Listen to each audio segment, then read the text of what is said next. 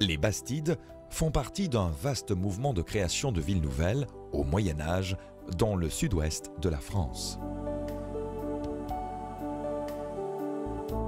Elles sont l'un des fleurons du patrimoine français et comptent parmi les plus beaux villages des Pyrénées-Atlantiques.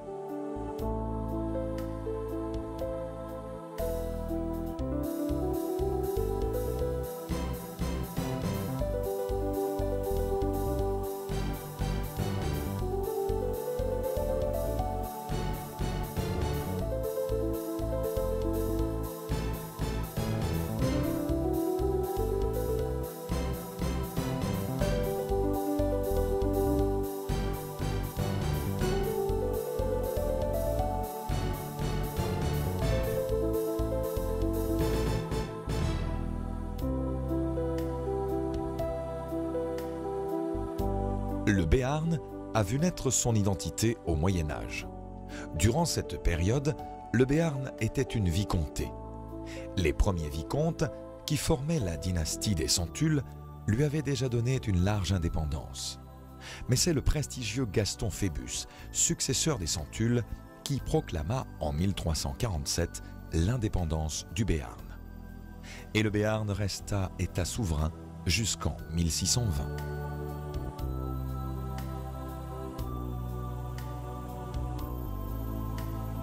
À 10 km au sud de Pau, le cœur de la commune d'Assat est très ancien. Les rues sont sinueuses, elles font le tour d'anciennes propriétés agricoles ceinturées de murs en galets du Gave, formant autant d'îlots juxtaposés.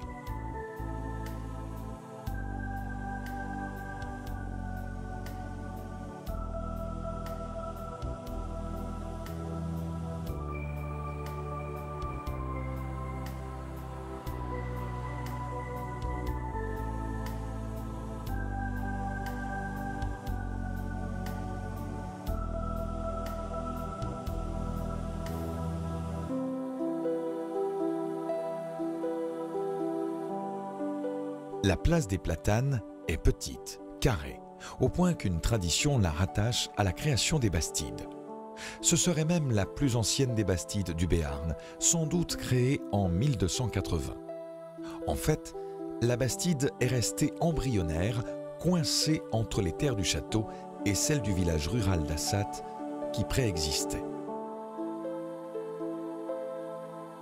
Le pont suspendu au-dessus du Gave de Pau permet d'observer le paysage formé par les saligues, paradis des promeneurs et des pêcheurs ou des amateurs d'eau vive.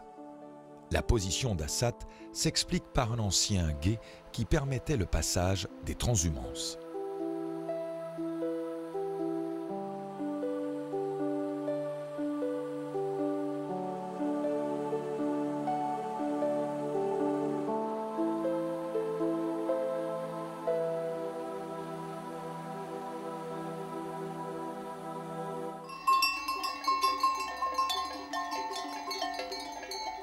Les transhumances sont un élément incontournable de l'histoire et de la culture béarnaise. Depuis la nuit des temps, au début de l'été, les bergers conduisent leurs troupeaux au pâturage en montagne. Ils les redescendent en plaine à l'automne.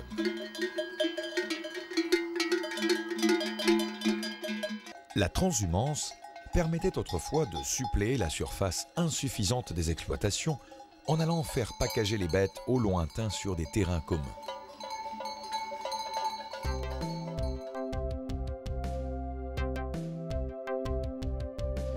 Une bastide était créée par un véritable contrat conclu entre deux parties. D'un côté, le propriétaire des terres, de l'autre, le fondateur de la ville. C'était le paréage.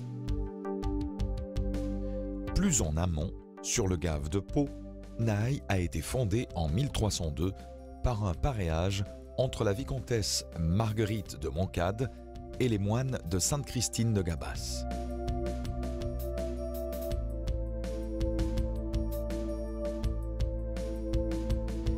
La bastide de Naï offre un plan en damier caractéristique. Les rues sont tracées au cordeau autour de la grande place centrale.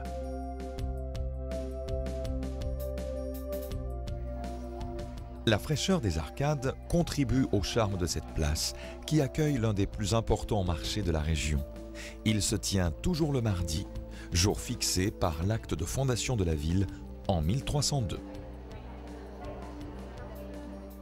Naï est typique de ces bastides construites entre 1280 et 1360 pour équiper l'Aquitaine d'un réseau de villes-marchés, permettant à la fois de nourrir une population en croissance rapide et de mieux organiser le territoire et notamment la perception des taxes par les seigneurs.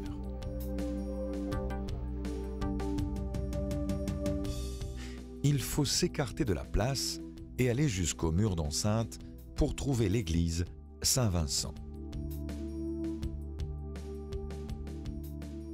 Reconstruit en 1520, l'imposant clocher pouvait servir de tour de guet.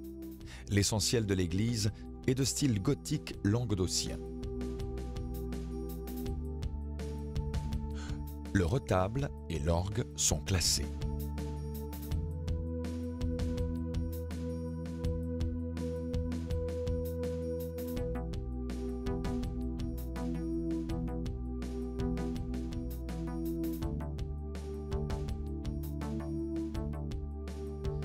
La maison carrée, construite vers 1550 par un marchand drapier, est unique en Aquitaine par son style Renaissance comparable aux riches hôtels toulousains.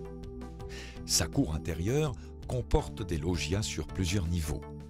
Cet édifice témoigne de la prospérité de Naï au XVIe siècle.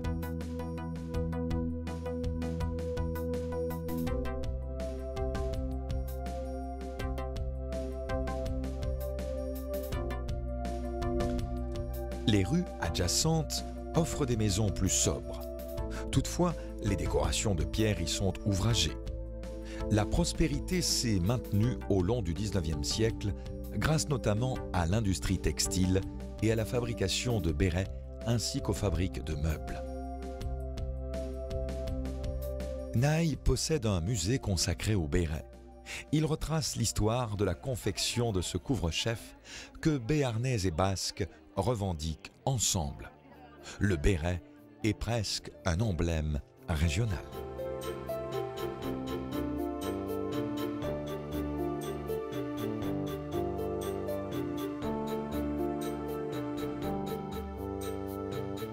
Gand est une bastide créée par Gaston II de Foix-Béarn en 1335.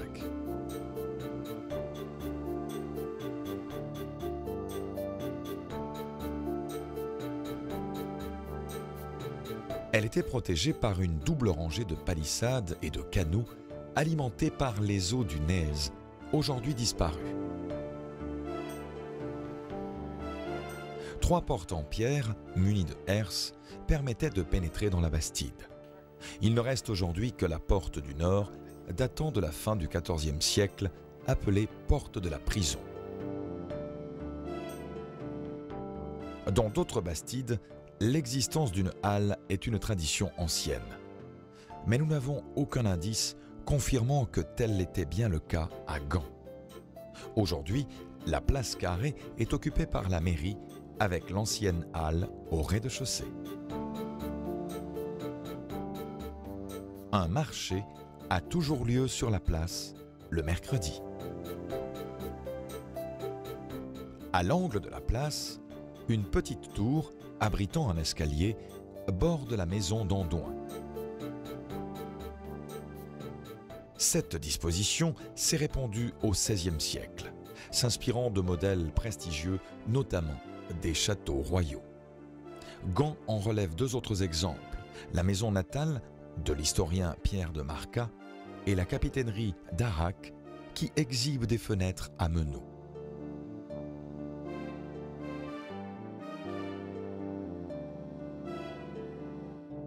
En quittant Gand par le sud, la fontaine du Broca témoigne du thermalisme naissant au XVIIIe siècle.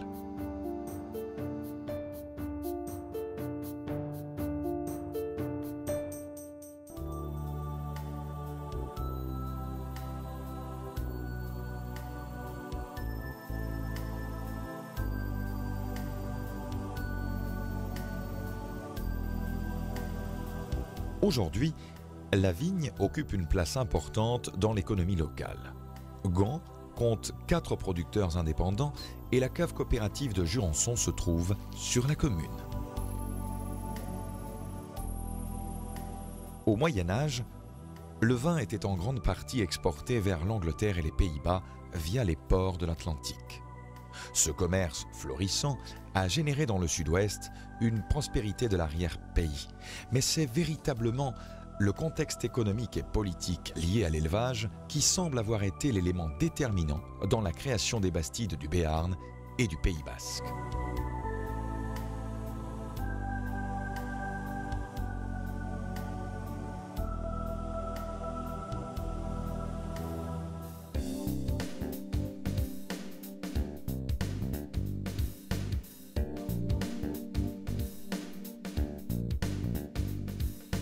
Rébénac a été fondé 12 ans après Gand, sur des landes incultes par un lieutenant de Gaston Phébus.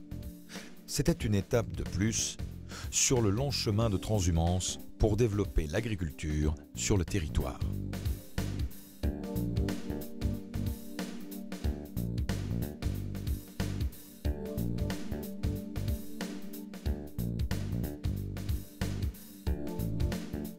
La bastide possède également une vaste place de 70 mètres de large, bordée de maisons séparées par d'étroites venelles, les andrones.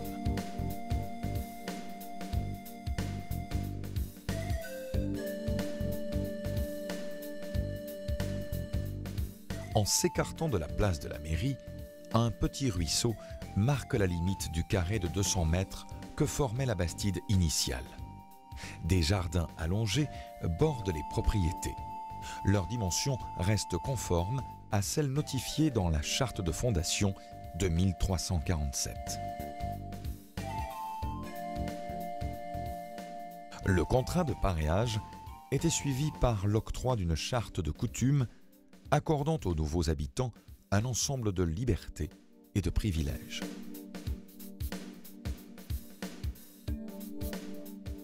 Ceux qui venaient s'installer dans une bastide recevaient un terrain pour y construire leur maison, un jardin ou casale pour le potager et enfin des terres à l'extérieur de la ville pour l'exploitation agricole.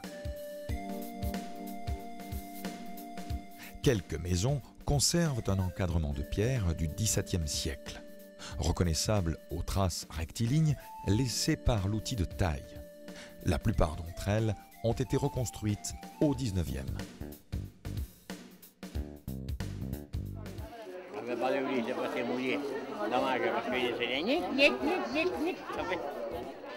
Rébénac organise tous les 2 ans, au mois de juillet, un festival des vieux métiers et des records.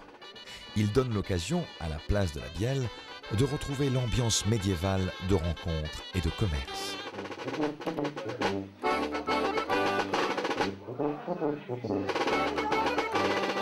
Le festival accueille alors des artisans qui travaillent devant le public. C'est l'une des plus importantes manifestations régionales dans cette thématique. Le festival est aussi l'occasion pour des challengers locaux d'étonner le public en présentant des objets géants.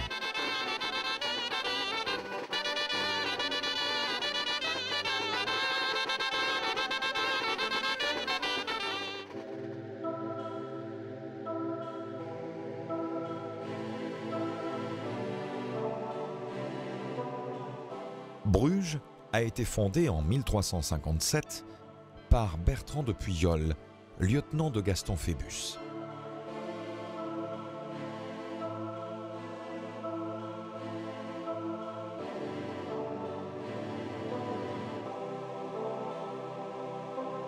Ce fut la dernière bastide créée en Béarn, 10 ans après Rébénac.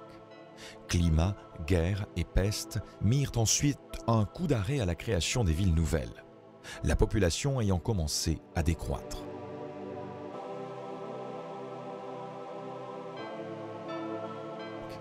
Gand, Bruges, ces noms flamands ne doivent pas surprendre. Les vicomtes de Béarn pensaient donner une chance supplémentaire à ces cités nouvelles en leur donnant le nom de cités commerçantes prestigieuses. Sur la place, quelques maisons s'avancent sur une arcade. Celles-ci sont tardives. Les Béarnais étaient coutumiers de construire leurs maisons par étapes, selon leurs besoins ou leurs moyens. Plusieurs maisons de Bruges montrent une disposition architecturale commune en plaine de Naï. L'encadrement en pierre de la porte est prolongé vers le haut pour accueillir un cartouche sculpté. La décoration peut s'étendre encore et inclure la lucarne. Au XIXe siècle, les maisons s'astreignent à présenter une façade symétrique avec en général une travée de fenêtres de part et d'autre de l'axe de la porte.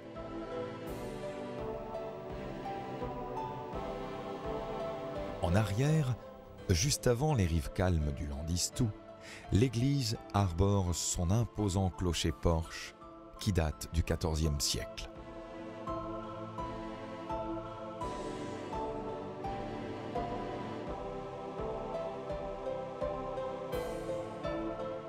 Lors de la création de la cité, il a été tenu compte des chemins de transhumance.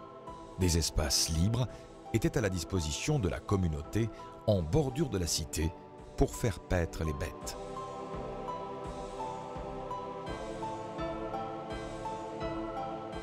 Ancré en Bruges, Gaston Phébus voulait sans doute marquer son emprise de plus en plus près d'un milieu montagnard qui ne lui était pas acquis.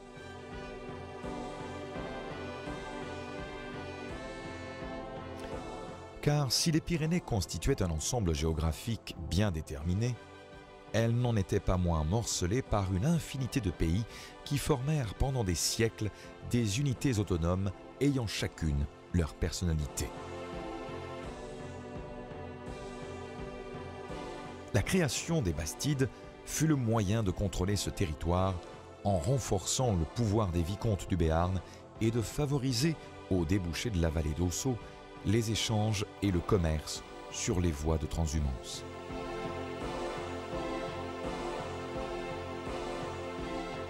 De nos jours, les cyclotouristes partent à l'assaut de ces cols hors catégorie, souvent empruntés par le Tour de France cycliste.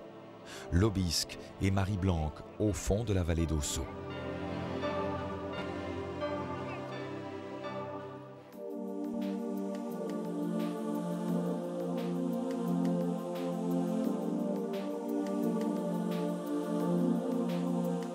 Montaut a été créé en 1308 par la vicomtesse Marguerite Mathilde, fille de Gaston VII, par un contrat de paréage avec les bénédictins de Saint-Pé.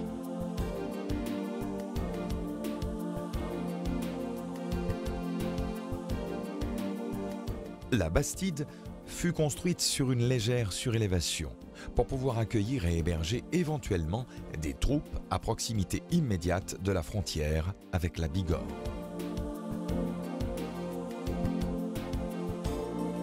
La particularité de Montaut est la situation de l'église Saint-Hilaire qui trône au milieu de la place qu'elle agrémente de son style gothique pur et dépouillé. Mais ce n'est pas l'église primitive. Construite en 1540, elle a été rapidement transformée en temple protestant et a de ce fait été épargnée lors des guerres de religion. Restée catholique, l'église initiale du XIe siècle fut détruite. Elle était excentrée. Ainsi s'explique la position de l'église au milieu de la place, étonnante pour une bastide.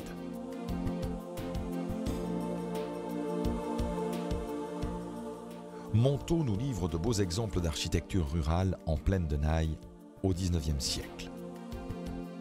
La maison est perpendiculaire à la rue. Sa façade domine une cour intérieure fermée à laquelle on accède en franchissant un portail monumental.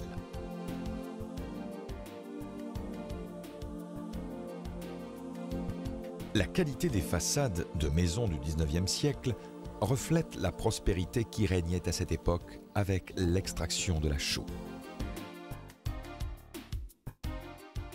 Montaut fut, grâce à ses fours, un centre important de fabrication de la chaux, produisant jusqu'à 12 000 tonnes par an.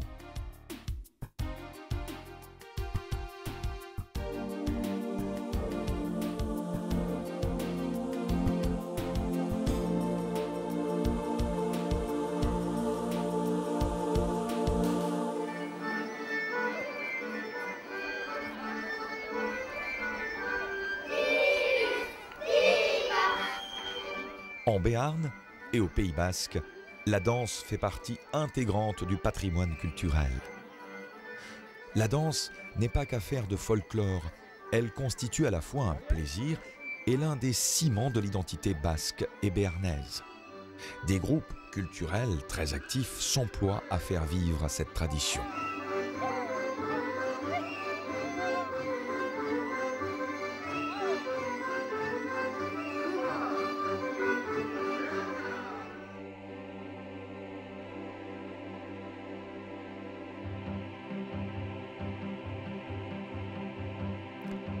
Très proche de Montaut, la bastide de l'Estelle a été créée en 1335 comme ville frontière avec la Bigorre. Elle est située sur l'un des 4 grands chemins vicomtaux qui reliaient la vallée d'Ossau à la Bigorre. Il était emprunté notamment par les pèlerins de la voie du Piémont et devait servir au transit interrégional. L'Estelle présente un plan bien régulier en damier de part et d'autre de la grande place Saint-Jean.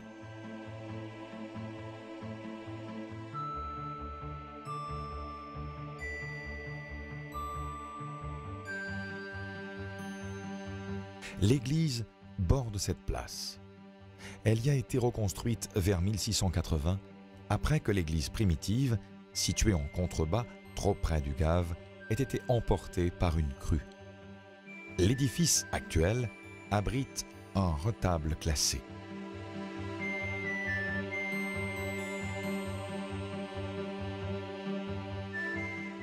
Un pont en dos d'âne mène au sanctuaire de Bétharram.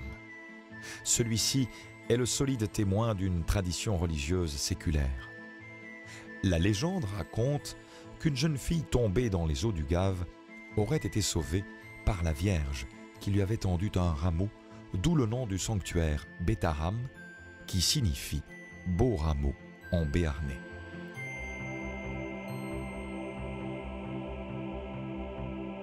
Une chapelle est mentionnée dès 1493 suite à cette apparition.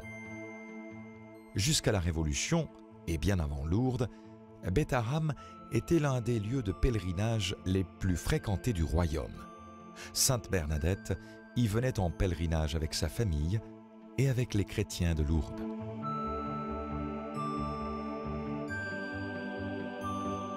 L'ensemble fut reconstruit après les guerres de religion. La grande façade date de 1650.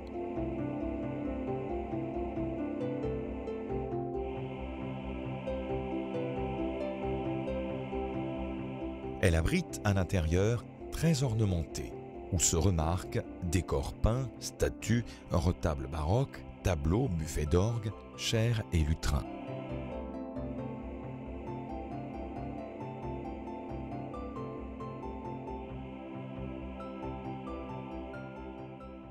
Le sanctuaire abrite la chapelle de Saint-Michel-Garicoïdes, fondateur de congrégation au XIXe siècle.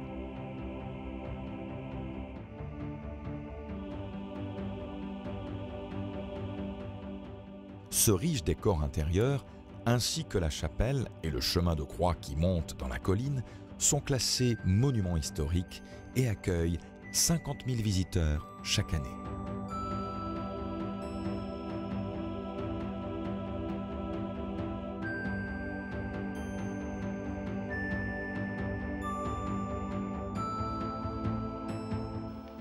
En tombant, la goutte d'eau laisse attacher à la pierre un petit anneau d'une substance blanchâtre. C'est le commencement de la stalactite. La renommée de Bétharram est aussi liée aux grottes. Découvertes en 1810, elles sont l'une des plus grandes d'Europe et certainement les plus curieuses. Elles livrent, dans la variété de leurs aspects, la clé de la formation de presque toutes les grottes mortes ou en pleine activité. Une rivière aménagée et un petit train donnent accès aujourd'hui aux salles les plus pittoresques étagées sur 5 niveaux superposés.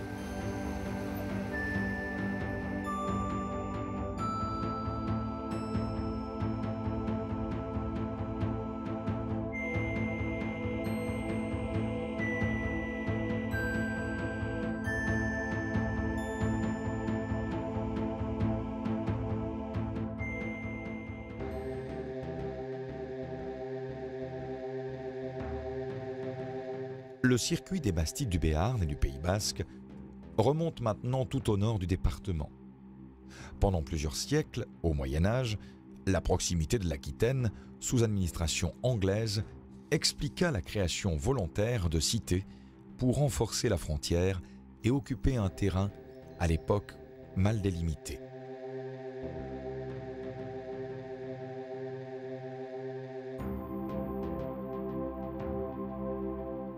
Un chemin de transhumance et une ancienne voie romaine s'y croisaient. La bastide de Garlin fut créée en ces lieux en 1302.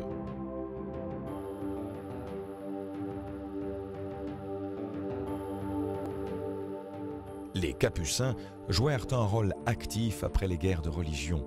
Ils ont laissé au XVIIe siècle un imposant bâtiment.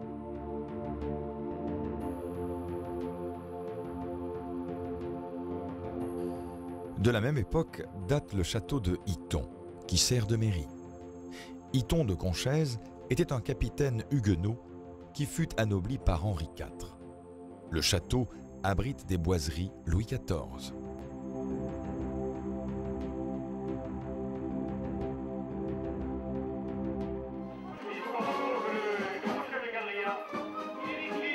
Chaque année, la Bastide s'anime. La tradition taurine est ancienne. Elle est attestée tout au long du XIXe siècle. Les fêtes de printemps ont un riche programme de courses landaises et de noviadas qui mettent en scène de jeunes taureaux.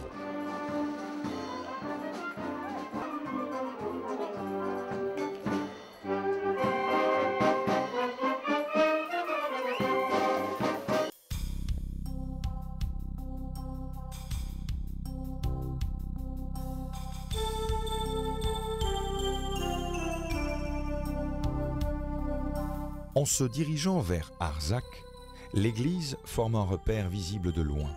Son emplacement marque la partie la plus ancienne du village.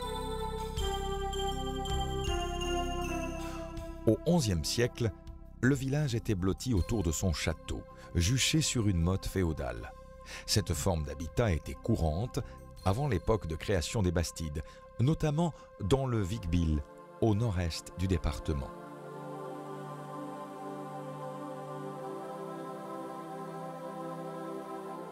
La tour de pêche, seul vestige du château, est unique en son genre avec son toit à bosse. Louis XIII y fit une halte en 1620.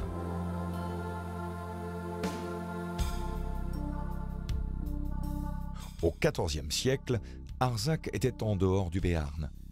C'était une terre sous administration anglaise, comme le reste de l'Aquitaine.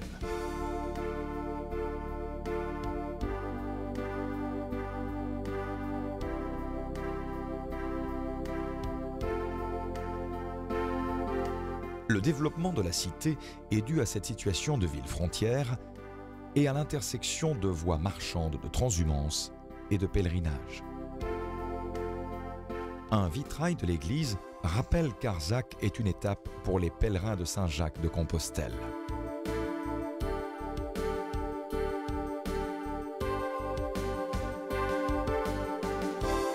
De forme triangulaire, la place de la République est de grande dimension. Entourée d'arcades, elle est prolongée par la place du Foirail.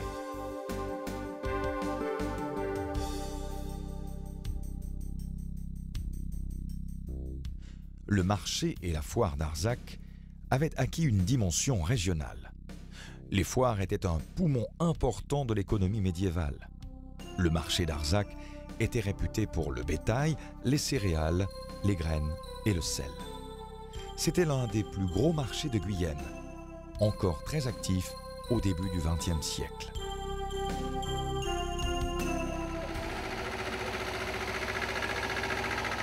Arzac est une commune très animée et de grandes fêtes y sont toujours organisées. La fête est présente dans tous les villages du département.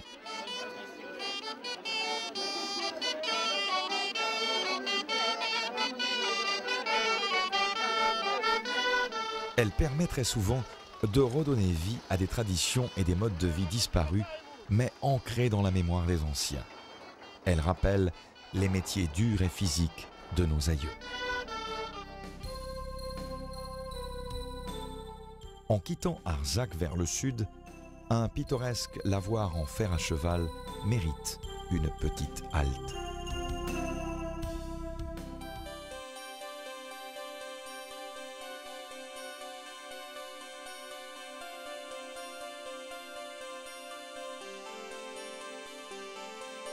La Bastide Villefranche est l'un des sites fortifiés qui défendait la frontière nord du Béarn.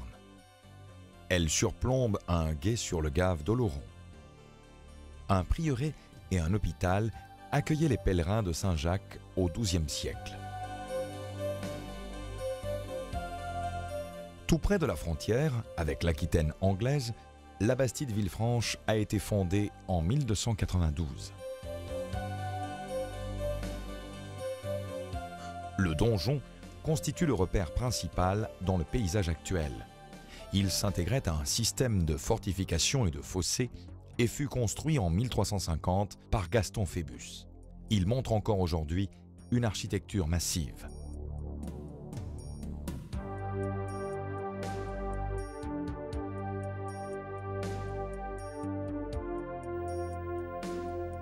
L'artillerie de Jais conduisait à concevoir un édifice de défense comme une carapace, avec meurtrière permettant les tirs de flèches et d'arbalètes.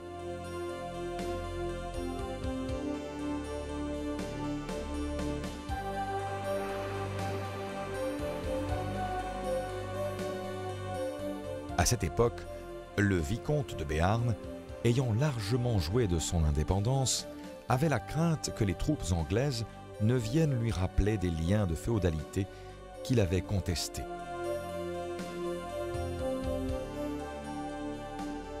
La cité fut partiellement détruite en 1523 par Charles Quint, puis reconstruite.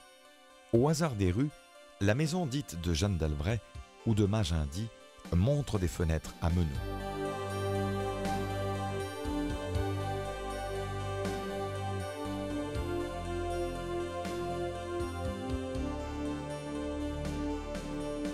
Au XVIIe siècle, le marché aux bestiaux avait lieu au pied du donjon. Un fronton a succédé au marché. Il n'existe que peu de villages en Pyrénées-Atlantiques qui n'aient pas son fronton pour le jeu de pelote basque. Souvent, le fronton se trouve près de la place du bourg, non loin de l'église et de la mairie. Élément indissociable de la tradition basque, la pelote est très populaire dans le département. Les origines de la pelote du Pays basque remontent aux premières années du XVIe siècle. Il existe diverses façons de jouer à la pelote, depuis le jeu à main nue et le jeu de palas jusqu'à celui qui se joue à l'aide d'une chistera, gants en osier tressé, plus ou moins longs selon la discipline pratiquée.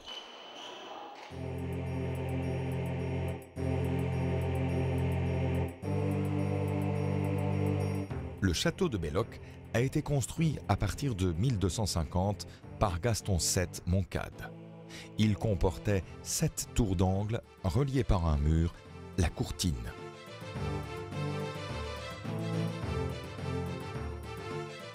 Le château fort, stratégiquement placé sur le gave de Pau, principal accès fluvial au Béarn, a pu ainsi protéger les abords de la nouvelle résidence de Gaston VII, Orthez. La construction de la forteresse s'est étalée sur plus de 30 ans, entre 1250 et 1280. Dès son origine, le château de Belloc fut conçu pour abriter une garnison relativement importante et il devint ainsi la plus grande enceinte de la vicomté de Béarn. La place forte, construite sur un plan architectural relativement simple, et son donjon central est un quadrilatère irrégulier renforcé par 4 tours rondes, une semi-circulaire et 2 tours carrées, dont celle qui abrite l'entrée principale de l'édifice.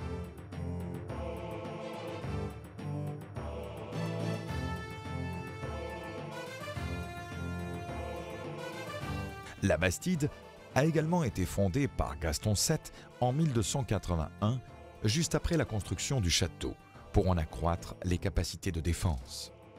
Ici, le plan en damier s'accordait bien avec le propos des militaires. Il favorisait la circulation des troupes.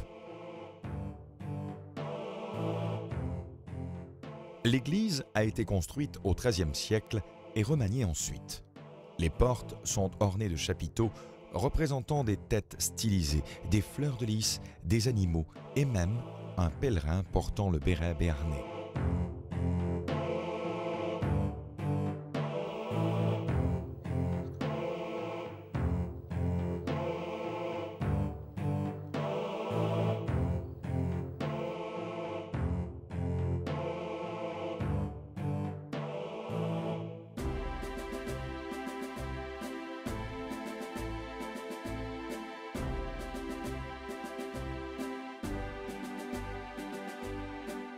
Vieille-Ségur est aujourd'hui un paisible village rural. Bâti le long d'un très ancien chemin, il a été transformé en bastide en 1339. Son aspect rural masque une ancienne fonction militaire à l'époque de Gaston Phébus. Il existait une forteresse analogue à celle de Belloc. Mais ces constructions ont aujourd'hui disparu.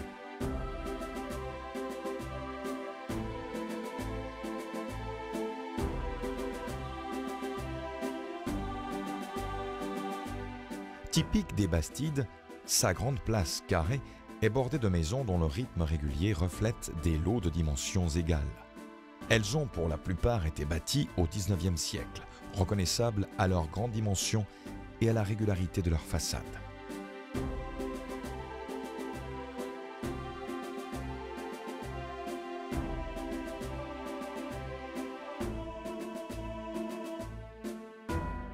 Les portes cochères marquent l'accès des exploitations agricoles. Cette ambiance rurale nous permet d'imaginer ce qu'étaient certaines bastides béarnaises à leur création. L'étroite bande de terre qui se trouvait derrière la maison n'était destinée qu'au potager et à la basse-cour.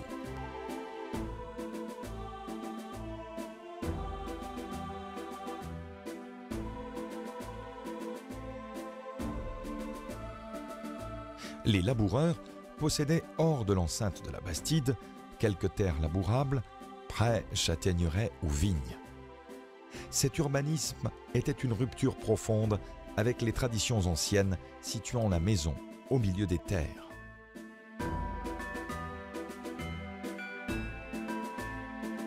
Au XIXe siècle, en regroupant l'espace de plusieurs lots, des laboureurs ont pu créer dans le même bourg un enclos à côté de leur maison et y bâtir étables et granges. C'est à cette époque que les portes cochères ont fait leur apparition. Plusieurs maisons de la place ont été rebâties au XIXe siècle. Elles sont reconnaissables à leur grande dimension et à la régularité de leur façade.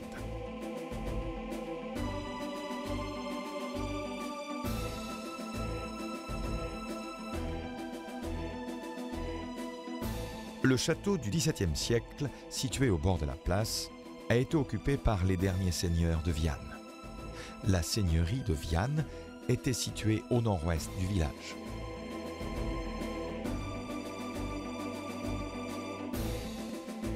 Restaurée au XIXe siècle, l'église du XIVe a conservé l'essentiel de ses volumes, en particulier son clocher massif, qui pouvait être utilisé pour le guet, comme à Naï ou à Bruges.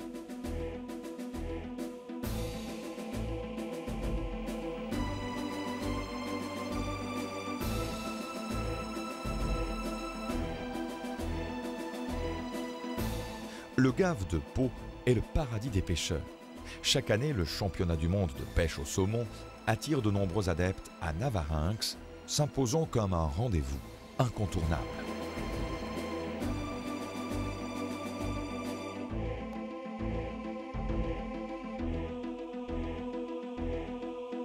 La bastide de Navarinx a été fondée en 1316 par la vicomtesse Marguerite Mathilde, fille de Gaston VII.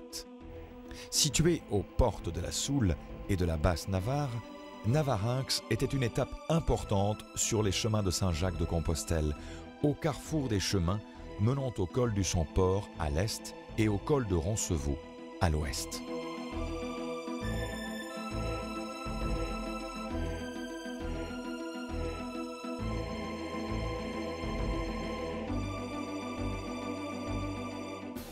pont facilite l'accès du col de Roncevaux et de la Navarre, d'où le nom de la cité. En grande partie refait, le pont est fort ancien. Une charte de 1289 établit les droits de péage sur ce pont, construit alors en pierre, ce qui témoigne de son importance.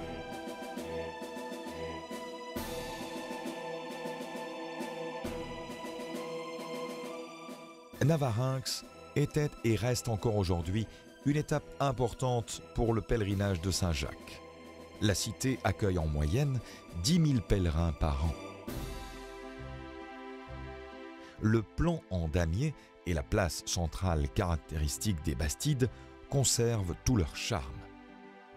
Mais les contraintes militaires ont profondément marqué le patrimoine de la cité. Avec l'apparition des armes à feu à partir du XVe siècle, le château fort médiéval perdit sa fonction défensive. Elle était désormais assurée par des cités bastionnées. 100 ans avant Vauban, Navarinx fut la première cité bastionnée de France.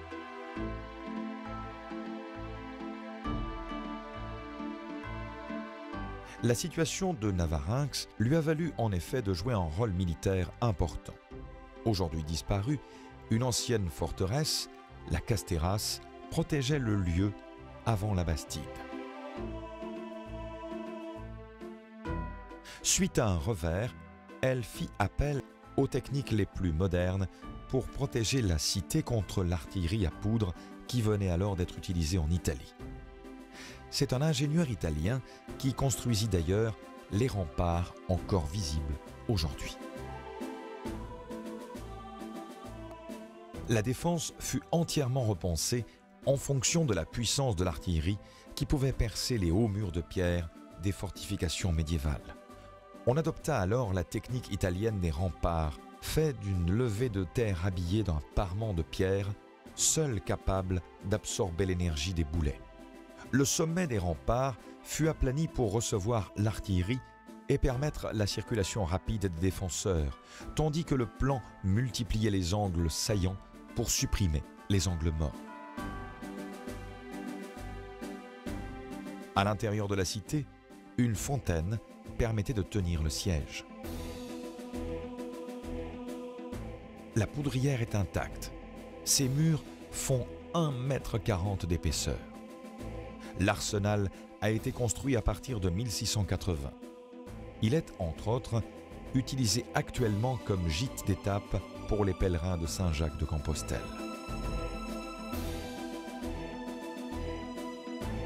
Le rôle militaire de Navarinx a persisté jusqu'au XIXe siècle. L'ensemble s'est ainsi très bien conservé.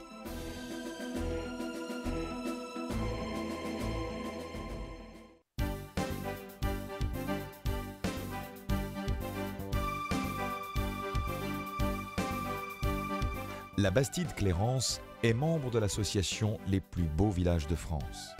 Un marché de potiers s'y tient tous les ans, à l'automne, renouant avec son passé de ville d'art. La Bastide-Clérance a d'ailleurs favorisé l'installation d'artisans d'art qui donnent un attrait supplémentaire à la visite du beau.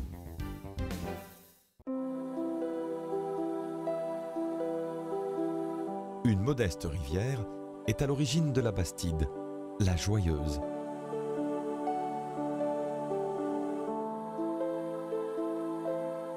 Au Moyen Âge, la Navarre était un royaume indépendant de part et d'autre des Pyrénées. Son territoire était coupé du littoral par le Guipúzcoa, passé en 1200 sous domination du roi de Castille. Elle rechercha alors un débouché maritime qui se fit par le nord avec la Joyeuse qui rejoint l'Adour. Un port fut créé. Pour le défendre et le protéger, la Bastide a été fondée en 1312 par Louis Ier, roi de Navarre et roi de France, sous le nom de Louis X le Hutin. En effet, à la suite d'une crise de succession, c'est le roi de France qui, en 1285, avait recueilli la couronne de roi de Navarre.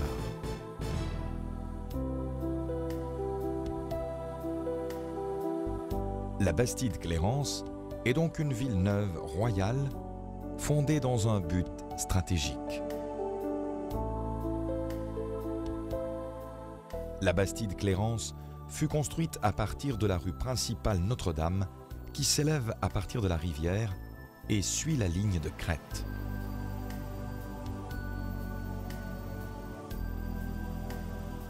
Elle s'élargit ensuite pour s'ouvrir sur la place des Arceaux, bordée de couverts et de maisons basques à colombages.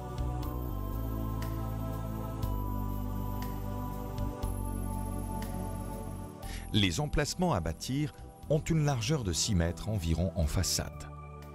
Cette largeur était commune dans les bastides car elle correspondait aux dimensions des poutres couramment disponibles.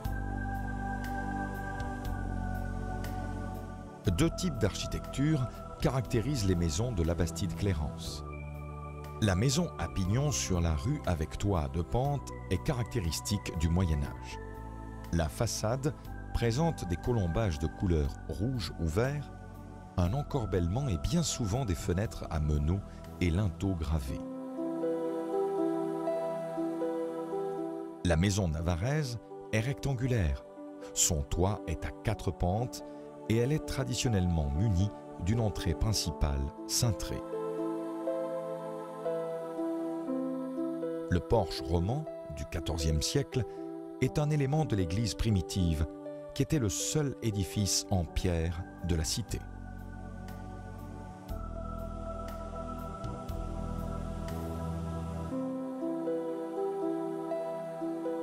Un cimetière juif témoigne de l'importance de la communauté séfarade dans la vie de la Bastide au XVIIIe siècle.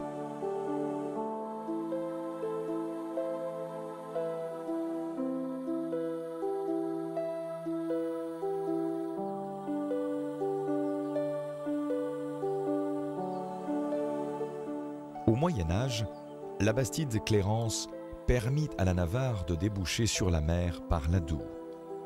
C'est toujours vrai aujourd'hui pour le voyageur qui décide de suivre la route des Bastides.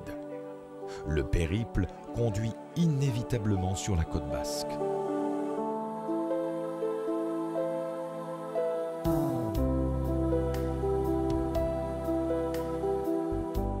Enfin, la côte basque conduit vers l'Espagne. Au Moyen Âge, les liens transfrontaliers étaient importants et c'est dans l'évolution des Villas Nuevas en Espagne que l'on peut situer l'un des creusets d'où émergea le concept des Bastides.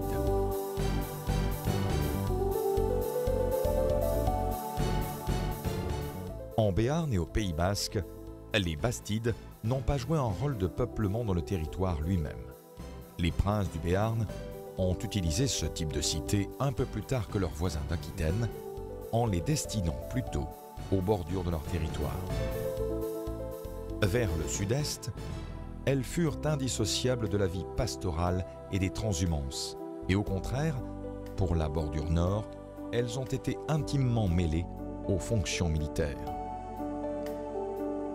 Créées par les princes, les Bastides tenaient compte néanmoins d'une aspiration à un bien commun qui émergeait alors.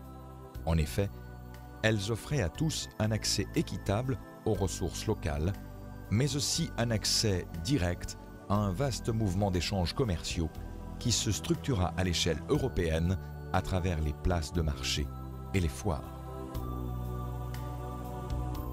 Les Bastides sont un élément important du patrimoine français.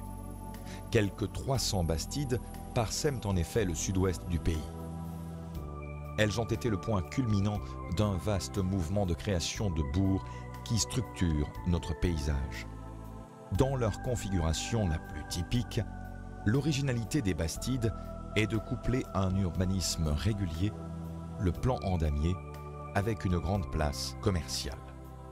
De ce fait, elles sont un témoignage exceptionnel de la société du XIIIe siècle et constituent l'un des atouts du Béarn et du Pays basque en matière de tourisme culturel.